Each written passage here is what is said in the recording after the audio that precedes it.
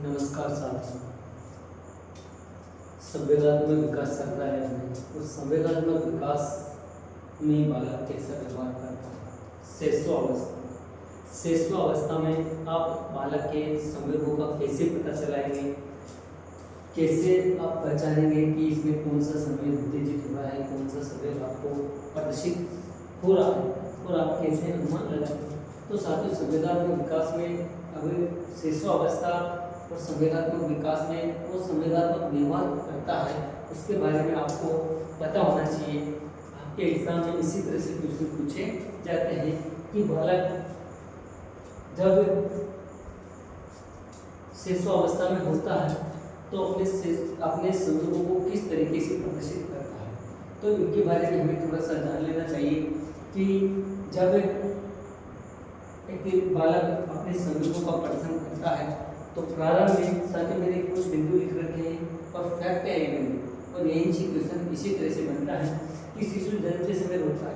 बात करते हैं कि अगर बुद्धिमान बालक है, एक मंद बुद्धि बालक हो, शिशु जब जन्म लेता है पागल हो सकता है तो वो रोएगा नहीं, दिमाग से मंद हो रोएगा कैसे। लेकिन जब बालक जन्म लेता है, नवजात शिशु रोते ही सबसे पहले उसकी प्रतिक्रिया होती है, जन्म होते ही सबसे पहले वो रोता है। ये आपको याद होता है, रोता है, चिल्लाता है और पैर पटकता है। शिशु का जन्म किस समय व्यवहार अभिव्यक्त करता है, यानी कि शिशु जब जन्म लेता है, बालक एक जन्म लेने के बाद में सबसे पहले वो रोता है, चिल्लाता है और अपने पैरों को पटकता है। पहला संवेग वहाँ अब वो ये नहीं जानता कि संवेग क्या है, लेकिन उसको एक जन्म से ही उसको ये संवेग होता है, रोना, चिल्लाना और अपने पैरों को हिलाना। जैसे ही एक दिन का होता है, 2 दिन का होता है, उसके व्यवहार में धीरे धीरे परिवर्तन होता है, कुछ संवेगों में बदलता जाता है। स्पष्टता नहीं होती है उस समय उसके संवेग। तो साथियों, संवेग सबसे पहले बालक रोता है, चिल्लाता है, पैर पटकता है, अपने संवेगों का प्रदर्शित करता है। यहाँ पर पहले लाइन आपको याद होना चाहिए। उसके बाद में शिशु का संवेगात्मक व्यवहार अत्यधिक स्थिर होता है। व्यवहार स्थिर होता है, शिशु का संवेग थोड़े समय तक रहता है, फिर समाप्त हो जाता है। आपको पता है साथियों, एक छोटा बालक होता है, नवजात शिशु होता है, 3 महीने का होता है, 4 महीने का होता है, 2 माह का होता है। भूख लगती है, रोना शुरू कर देता है, चिल्लाता है, हाथ पैर पटकता है और जब उसको दूध पिला दिया जाता है चुप हो जाता है। 4 माह का बालक, 3 माह का बालक जब रोता है, रोते रोते अचानक उसको कोई उठा लेता है और गोद में चिपका लेता है तो वह रोना बंद हो जाता है। जहां उसका रोने का, चिल्लाने का, छटपटाने का संवेग है, वो तुरंत उसको गोदी लेते ही समाप्त हो जाएगा, परिवर्तन हो जाएगा। साथियों, यही बात ये बिंदु कर रहा है कि शिशु का संवेगात्मक व्यवहार अत्यधिक स्थिर होता है, फिर शिशु का संवेग थोड़े समय तक रहता है, फिर समाप्त हो जाता है। थोड़े समय के लिए रहता है, स्थिर होता है, लेकिन थोड़े समय के लिए रहता है। जैसे शिशु गोदी लेते ही चुप हो जाता है। शिशु गोदी के लिए रोता है और जैसे ही गोदी लेते हैं फिर शिशु रोना बंद कर देता है, यानी कि उसके व्यवहार, उसका जो संवेगात्मक व्यवहार है वो परिवर्तन हो जाता है। तीसरा, प्रारंभ में शिशु के संवेग काफी तीव्र होते हैं। प्रारंभ में शिशु के संवेग काफी तीव्र होते हैं, बाद में धीरे धीरे उनमें तीव्रता कम हो जाती है। क्या हो जाती है? तीव्रता कम हो जाती है। जैसे अब संवेग तीव्र कैसे होता है कि 1 वर्ष का बालक किसी चीज या किसी वस्तु को पाना चाहता है और उसके लिए जिद करता है, वह जोर जोर से चिल्लाता है, छटपटाता है, मुझे ये चाहिए, मुझे चाहिए ही चाहिए। और जब उसको मिल जाती है वो चुप हो जाता है। लेकिन जैसे ही 3 वर्ष का 4 वर्ष का, 5 वर्ष का, जैसे जैसे वो आगे बढ़ेगा उसके व्यवहार में परिवर्तन होगा, वह ऐसा नहीं करेगा। अगर 4 वर्ष के बालक से कह दिया जाए कि बेटे ये वस्तु आपके लिए उपयोगी नहीं है, इससे ऐसे होता है, तो वो चुप हो जाएगा।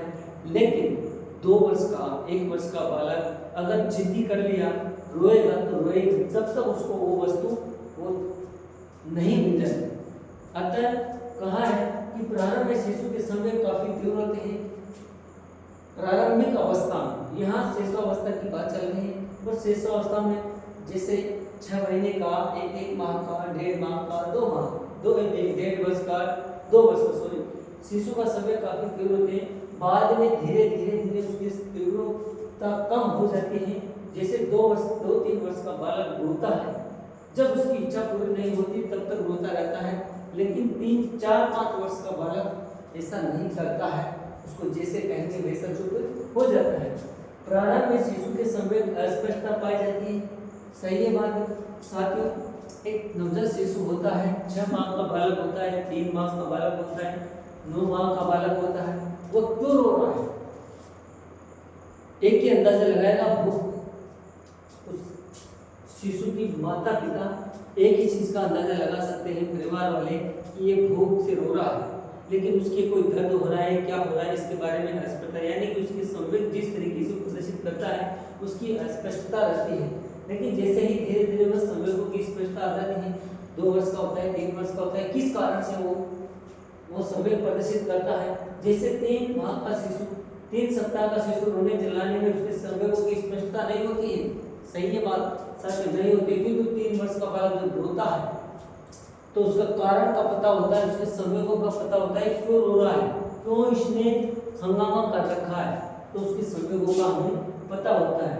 रोने की चिल्लाने की स्पष्टता चल जाती है।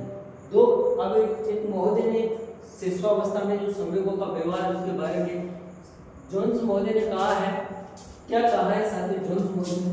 जोन्स महोदय ने कहा है कि 2 वर्ष का शिशु, एक 2 वर्ष का बालक होता है, वो सांप से नहीं डरता, किसी भी चीज से नहीं डरता है। दुनिया की कोई सी भी चीज लिया हो, कोई सा भी वस्तु लिया हो, कोई सा भी कुछ भी लिया हो, 2 वर्ष का, 1.5 वर्ष का बालक नहीं डरेगा। लेकिन जैसे जैसे वो समय निकलेगा, 2.5 वर्ष का होगा, 3 वर्ष का होगा, 4 वर्ष का होगा, उसके अंदर भय नामक संवेद विकसित हो जाता है, और वो बालक 4 वर्ष का होगा, 5 वर्ष तक होगा, वो अंधेरे से, पशुओं से, सब से जो विनाशक होते हैं उन सब चीजों से डरने लग जाता है। अतः संवेद, जोन्स महोदय ने कहा है कि 2 वर्ष का बालक सांप से नहीं डरता है, धीरे धीरे उसमें भय का विकास हो जाता है, और जबकि 3-4 वर्ष का बालक वह अंधेरे और पशुओं से डरने लग जाता है, किंतु वह 5 वर्ष के बाद में भय पर नियंत्रण नहीं कर पाता है। यानी कि भय संवेद जो विकसित होता है उस पर नियंत्रण नहीं रहता है। जिस वस्तु से, जिस वातावरण से उसे डर लगता है, अंधेरा हो, वस्तु हो, जानवर हो, चाहे साधन हो, किसी से भी डर लगता है, उसके अंदर भय विकसित हो गया तो हो गया, वो डरेगा, अवश्य डरेगा। लेकिन 2 वर्ष का बालक, 2 वर्ष से कम का, 1.5 वर्ष का, 12 महीने का, 8 माह का बालक कभी किसी से डरने की कोशिश नहीं करता, क्योंकि उसमें भय नामक संवेद विकसित होता ही नहीं। तो साथियों, शिशुअवस्था में जो संवेदों का व्यवहार है, बालक इस प्रकार का होता है। बालक के अंदर शिशुअवस्था के संवेदों का जो व्यवहार प्रदर्शित करता है, इस तरीके से करता है। बाकी कल पढ़ेंगे। आज के लिए इतना ही। संवेदों को समझना है तो इन बिंदुओं को अवश्य समझना है। आज के लिए इतना ही।